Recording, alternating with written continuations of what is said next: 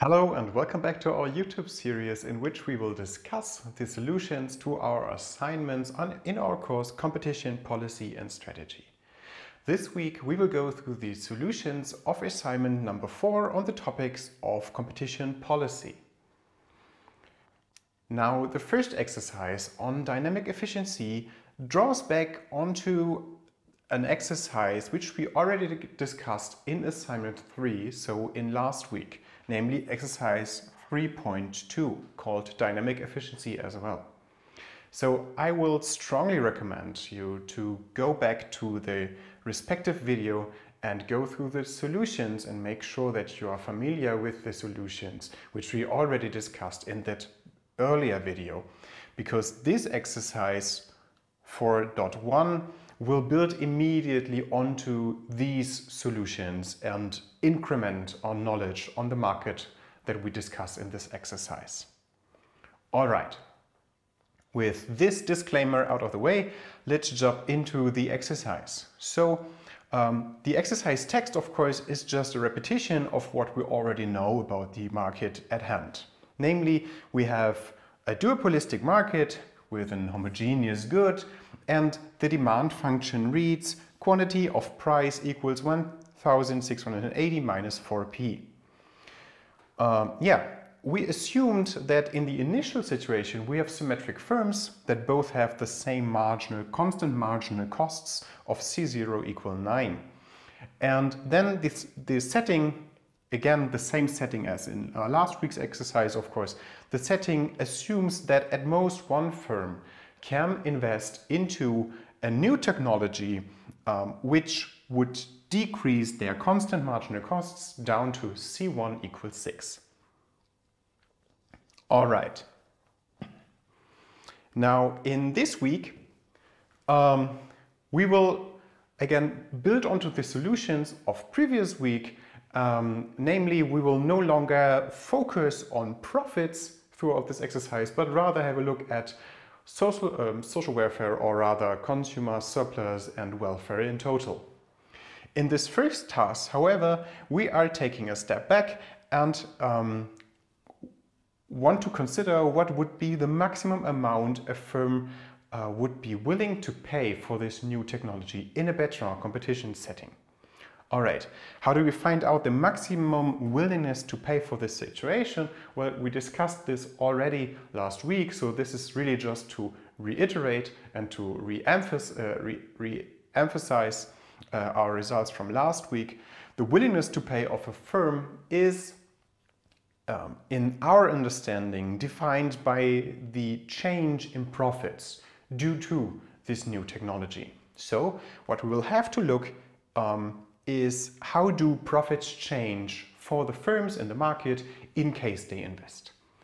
And in this particular setting, in this better competition, we of course, in order to find out how the profits change, need to look at what is the new market equilibrium after investment, and as soon as this technology is available, or in other words, what is the new market equilibrium for the new lower marginal costs of the firm. All right. And if we want to find out what is the new market equilibrium, we will at first have to remind ourselves that the new market equilibrium mostly depends on one deciding factor, and that is whether or not this innovation, this decrease in marginal costs, is a so-called drastic innovation or a non-drastic innovation. In case we are talking about a non-drastic innovation, so that means that it is not the case that through this innovation it is now and only after the innovation feasible for the innovating firm to set the monopolist price, or not only feasible but rather profit maximizing. Right? So in case if we have a non-drastic innovation, the new optimal price would be to ever so slightly or marginally undercut the price of your competitor, which is in the previous equilibrium, of course, the marginal cost of C0. So the new market equilibrium price, in case we have a non-drastic innovation, would be approximately C0. In this case, the profits of the innovating firm are defined by this profit margin. So the difference between the price that happens on the market, so C0, and the constant marginal costs of the firm that is now selling at a price of C0. And these costs, of course, after innovation are equal to C1. All right, so this is the profit margin. The profit margin then is multiplied with the market equilibrium quantity, and this way we get the profits in market equilibrium of the innovating firm, which is 4,932. Of course, the other firm, the competitor that did not innovate, cannot compete with these prices and will not sell anything. Thus, their profits will also be zero in equilibrium. Now towards the second case, in case we have a drastic innovation, that is the monopolist's price actually lies within this interval, so it's lower than the previously observed market equilibrium price, or the marginal costs rather, and still larger than the new marginal costs that result after innovating. So in this situation where we have a drastic innovation, the innovating firm will set a price equal to the monopolist's price, instead of only slightly undercutting their competitor. Just a quick aside, if this is news to you, I would recommend you to our video on Bertrand competition in our second assignment, where we discussed the profit maximizing strategies of all firms in Bertrand competition in general. All right, so let's have a look if this is actually true. Let's have a look if we are looking at a situation where the described innovation is a drastic innovation. So let's find out what is the monopolist's profit maximizing price. This is simply profit maximization of a monopolist, which yields us this result. And through this we can find out that the profit maximizing price of a monopolist would be 213, so well above the previously the previous constant marginal cost of C0. So it was available to the firms all along, right? So in this particular case, we know that this innovation is not a drastic innovation. And what we can learn from this, of course, is if this is not a drastic innovation, then the new market equilibrium is the one we just outlined on the previous slide, so this one. All right. Now in task B, we are finally leaving profits behind, and we are now taking a look at consumer surplus and total welfare in equilibrium. All right, we are again asked to compare the results for consumer surplus and total welfare for Kuno competition as well as Bertrand competition, and of course we still want to distinguish between the two cases we were already looking at in the previous assignment. First, both firms have symmetric costs, so there is no innovation, and then second, one firm invests into the new technology, so there is now a cost asymmetry in the market. All right. So we are asked to calculate consumer surplus as well as welfare for market equilibria, which we already found in the previous week. So we will now draw on these results that we described in the previous week, exercise 3.2, just as a reminder. All right, in the Bertrand competition, let's first have a look at the symmetric cost case. So in the symmetric cost case, no innovation yet. Both firms are still faced with constant marginal cost of C0 equal to 9. And we found out in previous week that this comes with a equilibrium quantity of 1,644. So knowing the price and the quantity in the market, we can of course immediately calculate consumer surplus. Consumer surplus for this described equilibrium then equals 337,842. Knowing the profits as well as the consumer surplus, we can then calculate the welfare.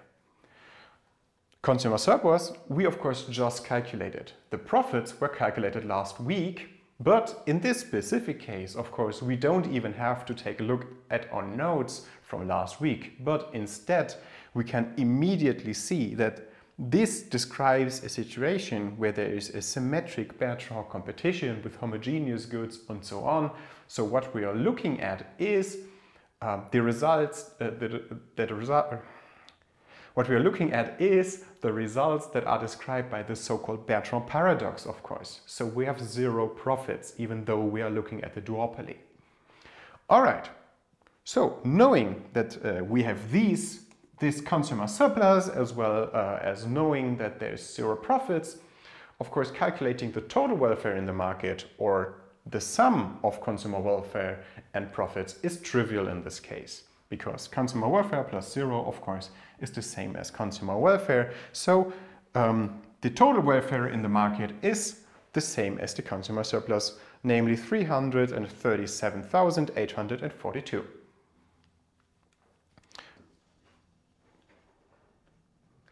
Next, let's have a look at the asymmetric costs situation, or the situation in which one firm actually invests and thereby has new constant marginal costs of C1 equal 6.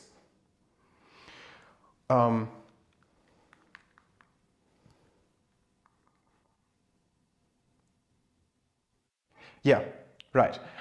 As we have just described on the task A, we will see as the market result that the price will be approximately in the new market price or equilibrium price in this situation will be approximately C0, so approximately 9. So the market equilibrium does not change at all. We observe the same price and the same quantity in combination. So of course, for the same price and same quantity in equilibrium, of course, the consumer surplus is exactly the same as in the previous situation for the symmetric scenario.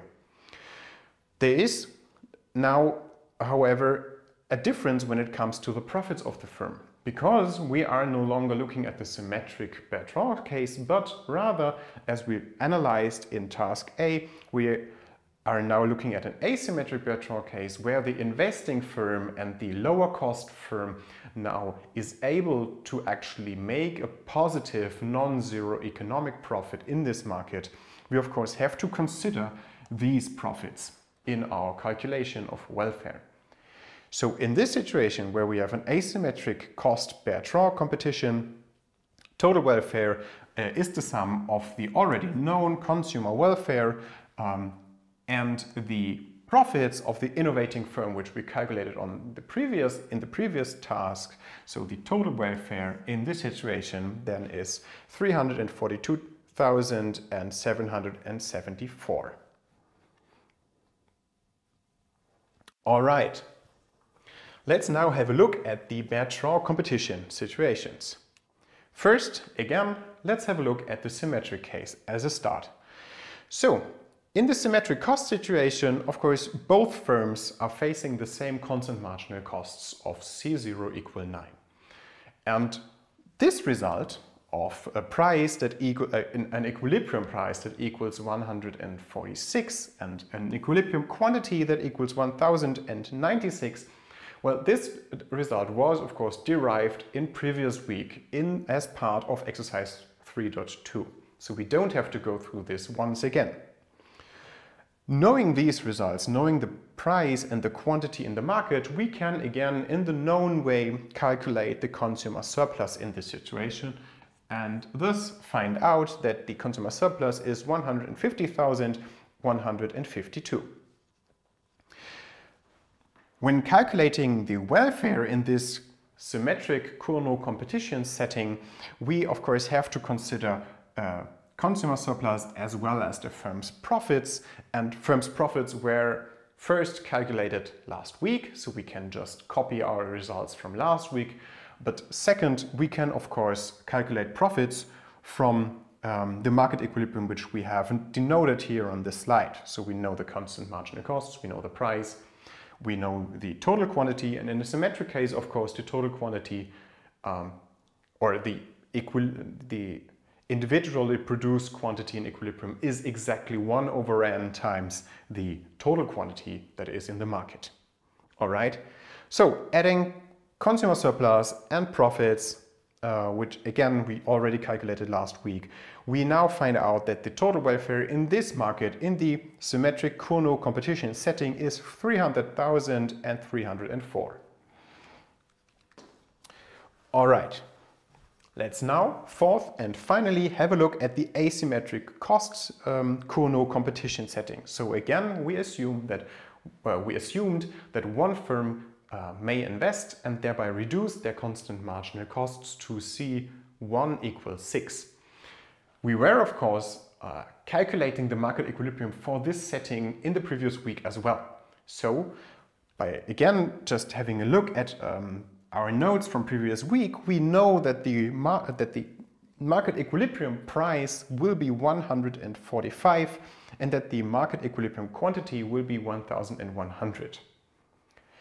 And analogously to what we already did 3 times already, we can then calculate the consumer surplus, which equals to 151,250, and adding up profits of these 2 firms, these 2 asymmetric firms, and consumer surplus in this situation yields a total welfare in this situation of 302,518.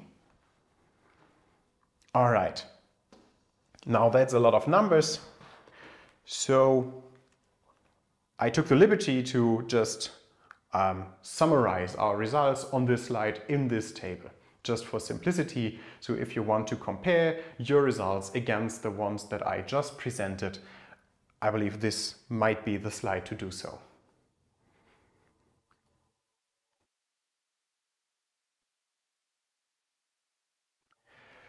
All right, now in task C, we are asked to calculate or to answer what the increase in welfare of this, or that is caused by this technology is. And we are asked to differentiate between the competition models.